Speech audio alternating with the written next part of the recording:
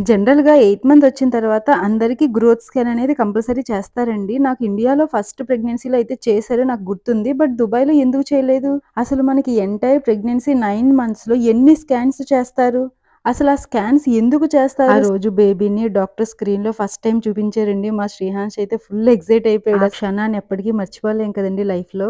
ఆ రోజు morning Karnataka special breakfast చేశానండి. అదేంటో చూసేద్దాం రండి. దుబాయ్ హాస్పిటల్స్‌లో ఒక్కొక్క హాస్పిటల్‌కి సెపరేట్ మెటర్నిటీ రూల్స్ ఉంటాయండి. అప్పుడు నాకు క్లియర్‌గా ఎక్స్‌ప్లెయిన్ చేశారండి. మనకి త్రూ ఔట్ ప్రెగ్నెన్సీ జర్నీలో 4 స్కాన్స్ ఉంటాయండి. అందులో ఫస్ట్ స్కాన్ డేటింగ్ స్కాన్. అంటే ప్రెగ్నెన్సీ కన్ఫర్మ్ అయ్యారు అని ఆ స్కాన్‌లో తెలుస్తుంది. ఈ ఎన్‌టీ స్కాన్ అనేది చాలా ఇంపార్టెంట్ అండి. 11-13 వీక్స్‌లో చేయాలి. నెక్స్ట్ థర్డ్ స్కాన్ వచ్చి మనకి ఎనామలీ స్కాన్ అండి. ఈ ఎనామలీ స్కాన్ కూడా చాలా ఇంపార్టెంట్. ఆ తర్వాత నెక్స్ట్ ఫోర్త్ స్కాన్ ఈ గ్రోత్ స్కాన్ అన్నమాట. ఇది 30-36 వీక్స్ మధ్యలో చేయాలి. ఎవరైనా చూడకపోతే తప్పకుండా చూడండి. ఐ బటన్‌లో ఇస్తాను. ఇంకా డిస్క్రిప్షన్‌లో లింక్ కూడా ఇస్తాను.